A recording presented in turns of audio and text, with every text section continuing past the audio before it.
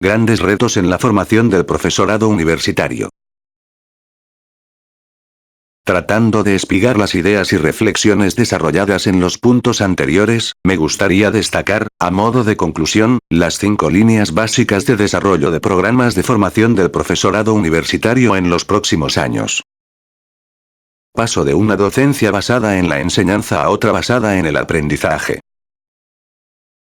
Esta es, en síntesis, la principal moraleja de todas las reflexiones desgranadas en los apartados anteriores.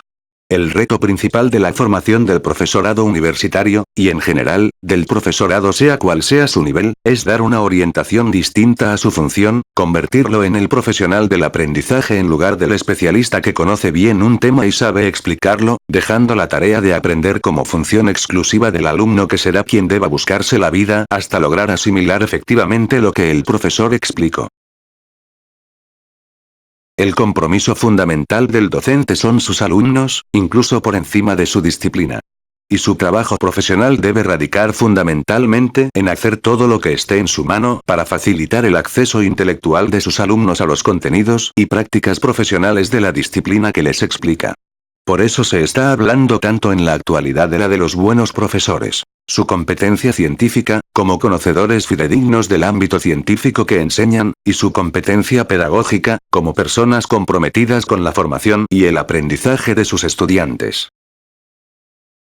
Seguramente, el principal desastre didáctico ocurrido en la enseñanza, y no solamente en la universitaria, ha sido el independizar el proceso de enseñar y el de aprender.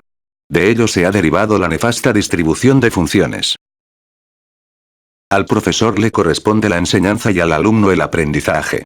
Situados en esa dicotomía no es posible que las cosas funcionen bien. Los profesores se desentienden de cómo los alumnos aprenden y achacan sus fracasos a falta de capacidad, interés o conocimientos. Los alumnos se ven abocados a llevar a cabo unos procesos de aprendizaje desacompañados y dejados a sus propias fuerzas o estilos de trabajo. Algunos lo logran, desde luego, pero muchos, pese a su interés y esfuerzo, fracasan en el intento o rutinizan su aprendizaje, aprenden las cosas por los pelos y muy orientados a superar el tipo de preguntas que les harán en la evaluación. ¿Qué significa esa de la docencia universitaria? Los siguientes aspectos podrían servir como marcos de referencia para la formación del profesorado universitario. Convertir el aprender su sentido, las estrategias adecuadas para lograrlo, etc., y sobre todo el contenido y propósito de la propia enseñanza y aportación formativa que hacemos de los profesores.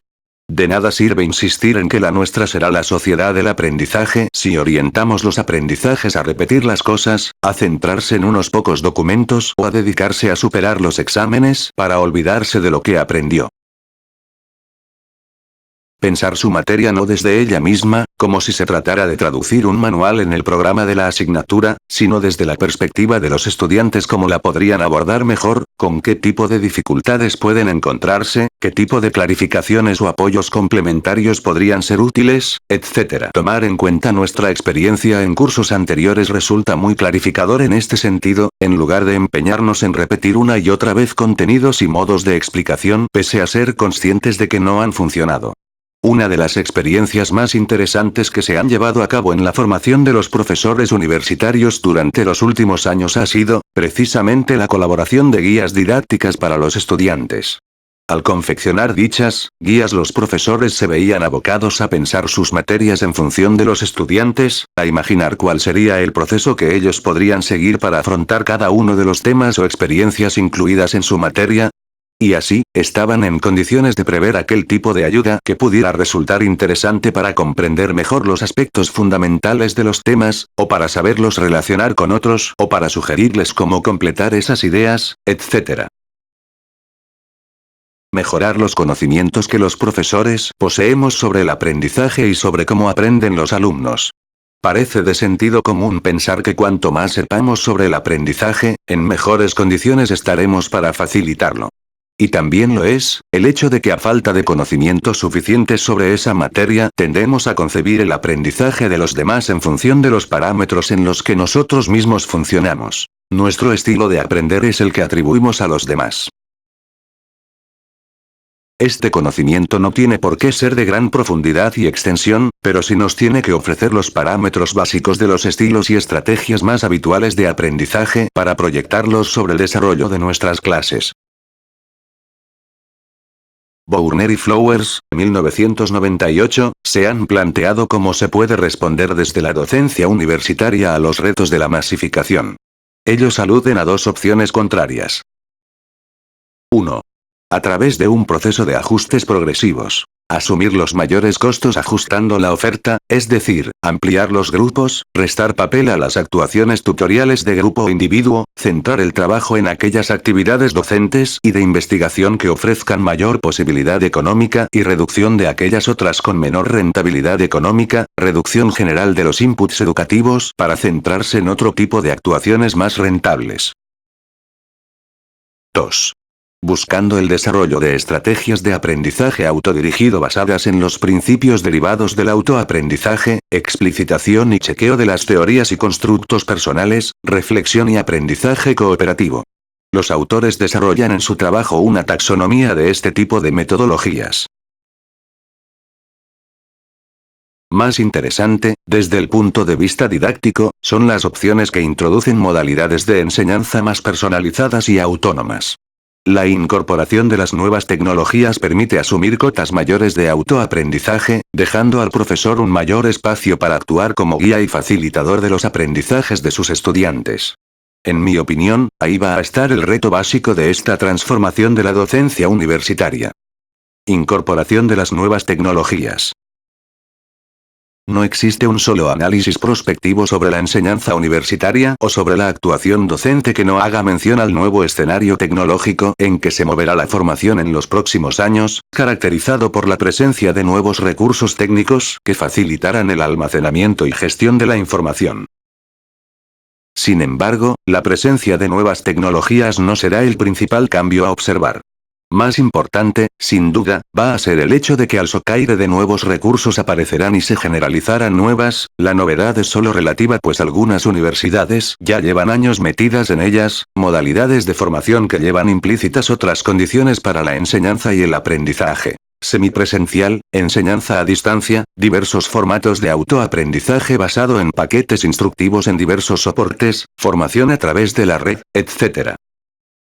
Estos nuevos formatos didácticos generan enfoques diferentes en lo que se refiere a cómo organizar la información, cómo transportarla, cómo facilitar el aprendizaje, cómo potenciar experiencias formativas ricas, cómo evaluar los aprendizajes, etc. Motivos por los que se precisan programas paralelos para el diseño y desarrollo de medios didácticos. Para tutorizar los aprendizajes que se realicen por dichos medios, y en general, para todos aquellos que aún no estando vinculados a programas formativos basados en las nuevas tecnologías, podrán complementar y enriquecer su enseñanza presencial con dichos medios. Muchos de los cursos a distancia, a través de Internet, de autoaprendizaje basado en soportes multimedia, etc.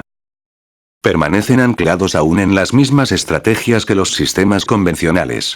Colgar un texto en la red no es difícil, convertirlo en una propuesta de autoaprendizaje guiado sí lo es.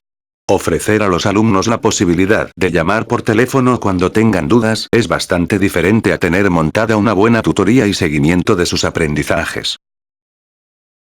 Este es el reto de las nuevas tecnologías en la formación del profesorado.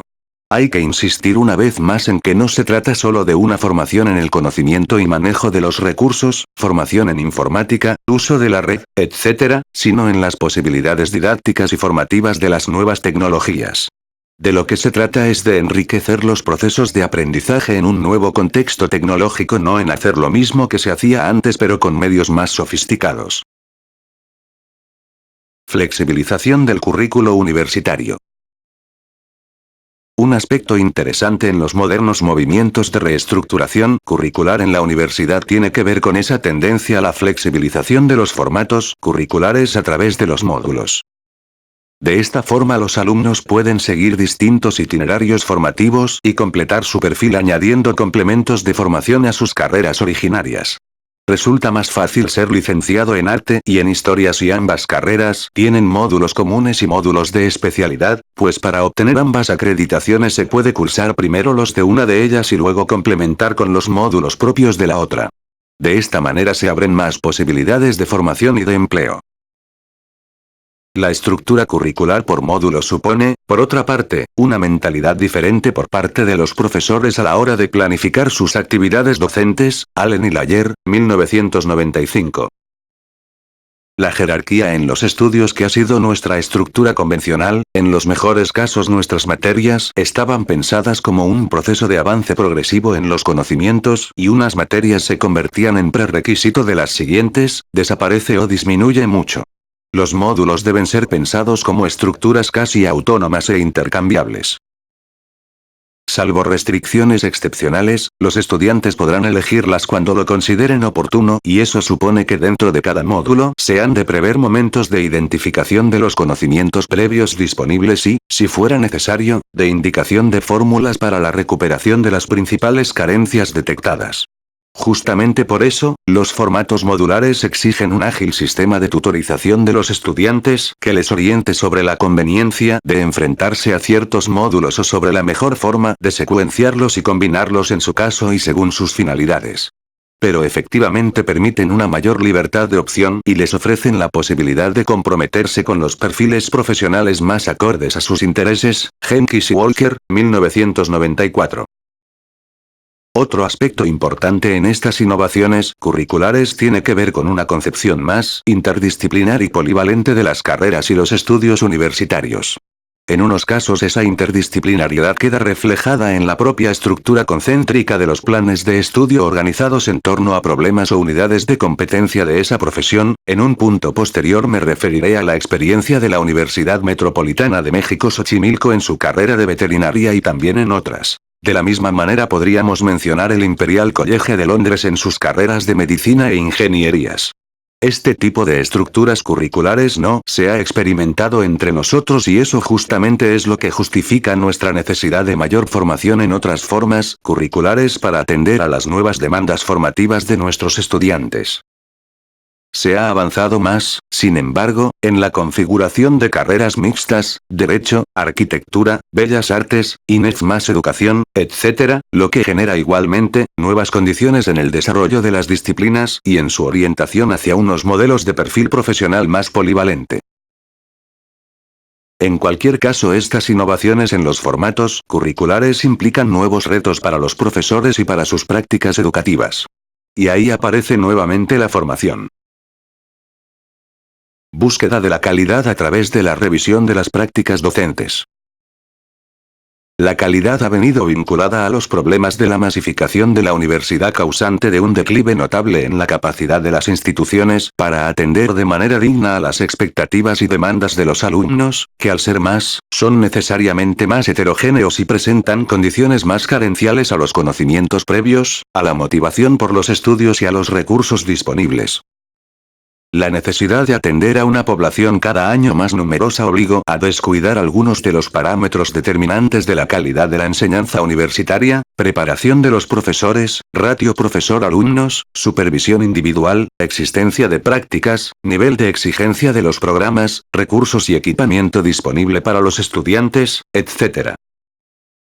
La masificación ha coincidido, por otra parte, con un período de recesión, al menos en términos relativos, en cuanto a los recursos financieros a disposición de las universidades, sobre todo en lo que se refiere a los fondos públicos destinados por los gobiernos a la educación superior. También han aumentado los controles sobre la gestión de los gastos, obligando a mantener una actitud mucho más empresarial y basada en la rentabilidad. La presión por la calidad ha ido aumentando también al socaire de un nuevo clima social cada vez más exigente con los gestores de los servicios públicos. La ciudadanía es cada vez más consciente de sus derechos y no se conforma fácilmente con una provisión degradada de los servicios a los que considera tiene derecho. En definitiva, los profesores, instalados ahora en un contexto de actuación profesional notablemente discrecional y en el que nadie pedía cuentas, nos vemos enfrentados a un nuevo marco de exigencias y controles. Nos controlan la producción científica, nos evalúan los estudiantes, debemos dar cuenta de nuestra actividad docente, hemos de presentar y consensuar nuestros programas, se hacen recuentos de los suspendidos y aprobados, etc. Es decir, se han producido cambios notables en el estilo de trabajo.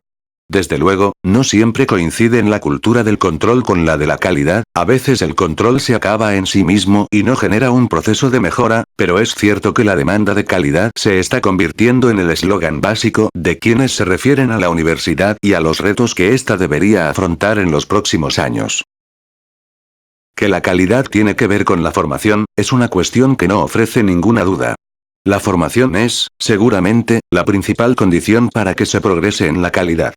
Parece poco previsible cualquier mejora de la calidad que no pase por un mayor esfuerzo inversor y organizativo, la calidad del diseño, y, a la vez, por un más atinado desarrollo de las prácticas docentes, la calidad de procesos, que, a la postre, constituyen la auténtica misión institucional de la universidad. El tema de la calidad se resume finalmente en tres componentes. Hacer bien lo que se está haciendo mal, lo que significa introducir sistemas de diagnóstico del funcionamiento de los diversos sectores e instancias universitarias para identificar sus puntos fuertes y débiles. Hacer mejor lo que ya se está haciendo bien, lo que implica un plan estratégico de mejora y desarrollo institucional capaz de ir afianzando y consolidando los logros que se van obteniendo.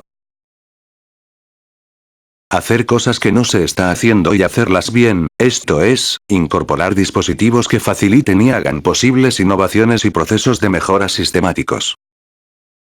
En resumen, uno de los aspectos que más me ha interesado destacar en esta reflexión sobre la formación del profesorado universitario es la importancia de una combinación de esfuerzos y compromisos entre la institución y las personas. Sin que esa integración funcione, es poco probable que las iniciativas de formación prosperen. Suele ocurrir cuando se plantean estos temas que las responsables de la institución tienden a dar una visión de los problemas de calidad en la que están especialmente implicados, como causantes o como condicionantes de la solución, los profesores. Lo contrario de cuando son los profesores quienes dan su versión de los problemas. Casi siempre puede hallarse la causa en la desidia de los responsables políticos e institucionales que restringen los recursos o son incapaces de poner las condiciones necesarias para que todo funcione bien. La cuestión básica radica, por tanto, en buscar puntos de confluencia entre ambas instancias capaces de suscitar la sinergia institucional.